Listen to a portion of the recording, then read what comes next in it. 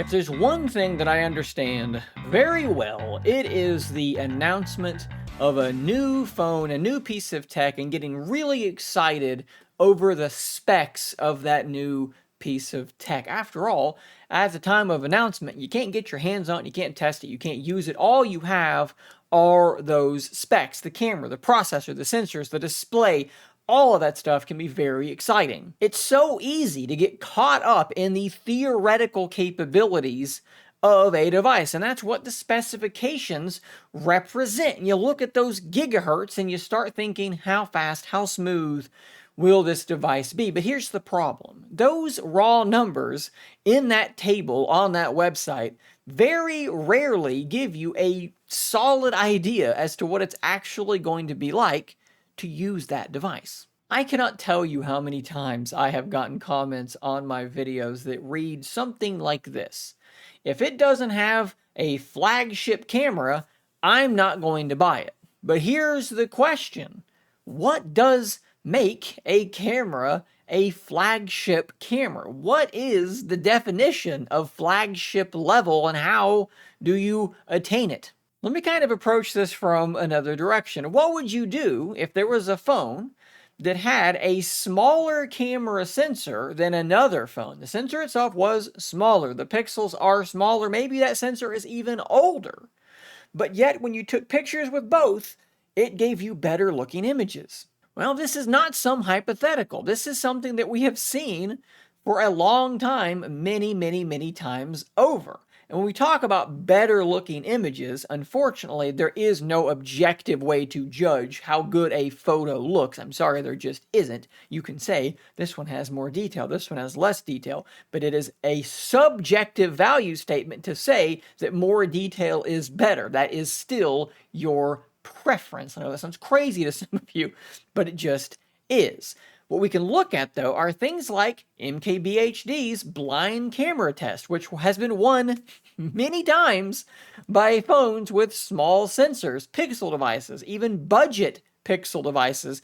They just keep winning this competition. People not knowing what they're voting for, just saying, I like this picture, I like this picture, I like this picture. They keep saying they like these small, older sensor pixel devices the best. They like them more than phones with gigantic 1-inch sensors. It's crazy, but it happens. 2024, the Pixel 7a1. It has a 1 over 1.73 inch sensor, 0.8 micrometer pixels. It's not like some super duper top of the line sensor. It's fine, but it's not what most of you would consider a flagship sensor, but it beat the flagship cameras. So what is a flagship camera? Isn't it the one that has the best photos? And isn't the phone with the best photos the phone that everyone voted for to have the best photos?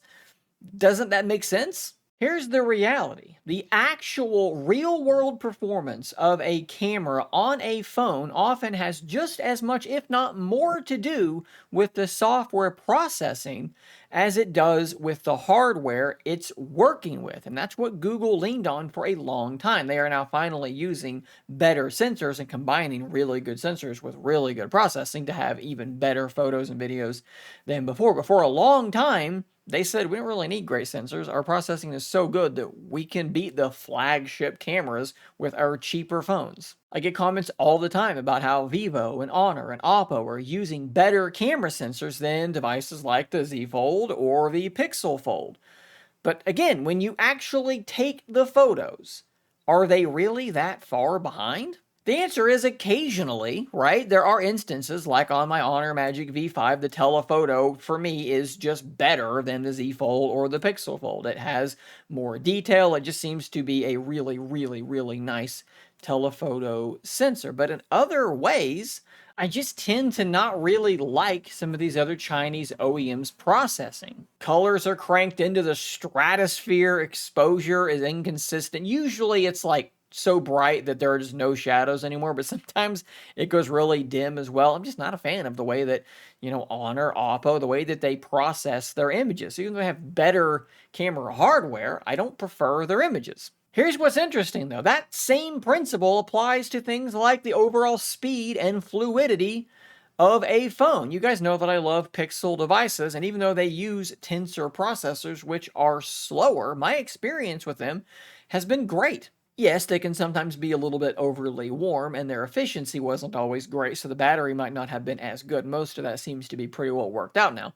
But in terms of like just smoothness of operation, I didn't see any problems there at all. Putting them side by side with devices using the newest Snapdragon processors, opening apps at the same time, guess what? They were about the same. They would trade punches. Looking at the, frames dropping here and there with the animations being played, they were right there. They are actually some of the smoothest devices I've ever used. Even pulling out my original Pixel Fold Tensor G2, using it for a little while, it still feels very, very smooth, because just like with the camera, software is what really, really matters. Optimization can go an incredibly, incredibly far, long distance. As much as the internet might wish you could, you can't just look at the Geekbench scores of two phones and determine which one's going to be faster in your hand. It does not work that way, and it really never has, and I wish we would stop doing that because it's stupid. Really, the only spec where you can kind of do this is with battery size.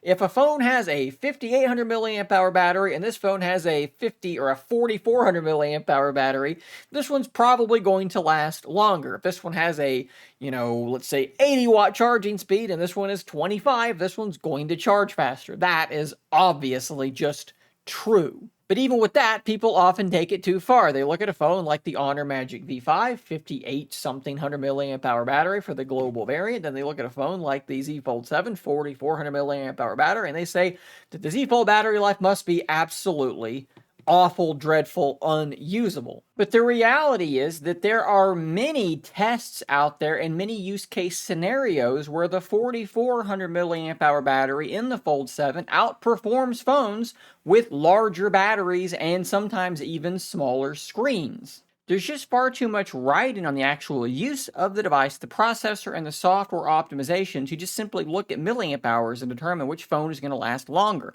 especially when we're talking about a difference of 400 or 500 milliamp hours. And when we talk about screen brightness, man oh man is this true. People keep getting fooled by listings of 3, 4, 5,000 nits of peak brightness, but then when the phones come out, you can't ever get them to do that because they're talking about a small cluster of pixels in specific HDR content. Stop getting tricked by this. Wait until someone gets the phones and takes them into bright sunlight and see when they boost which one actually looks brighter. Now, I know this is never going to happen because so much of the internet is based around having snap reactions. You got to react as quickly as possible, right? So when a device is announced and you have the specs, you have to say something about it. And not only do you have to say something about it, you have to say something loud and crazy about it. You have to declare it the best ever or the worst ever. You cannot have nuance in these discussions. You are not allowed to just use the phone and see what its everyday actual speed is. You're not allowed to look at the Tensor G5 and see that yes, it scores lower on Geekbench, but also acknowledge the fact that given how most people use their phones 99% of the time, it's a bit like driving a Ferrari in a 40 mile per hour zone. The term slow doesn't really make sense. All phones are fast. It's just that some are more overkill than others. You're not allowed to just look at the photos and determine which one you like. You have to react to the specs, guys. Don't even try looking at the photos. How big are those pixels? How big is that sensor? What's that resolution? That's all that matters. You can't just look at the photos. Trust me, it doesn't work that way. The internet will have your head for it. Of course, I'm being quite facetious. Guys, here is the reality. Impressive hardware is appealing, but these things are tools that we use in our everyday life, and the theoretical capabilities don't really matter if the real world experience is different than what we thought it was going to be. So before you make your next purchase, take a step away from that spec sheet and actually look around. Ask yourself, how will the phone actually perform in my daily life? How will those photos actually look? How will the phone actually perform. Focusing on these questions is going to get you a phone that doesn't just look good on paper, but actually delivers a satisfying experience. And that's something that reading the comments on YouTube videos and in Twitter comments is probably not going to get you. Guys, I hope you enjoyed this little rant. If you want to see this in written form, there is a post on shanecraig.tech. I'll put a link to that in the description down below. Thanks for watching. Subscribe for more content like this, and until next time, stay nerdy, my friends.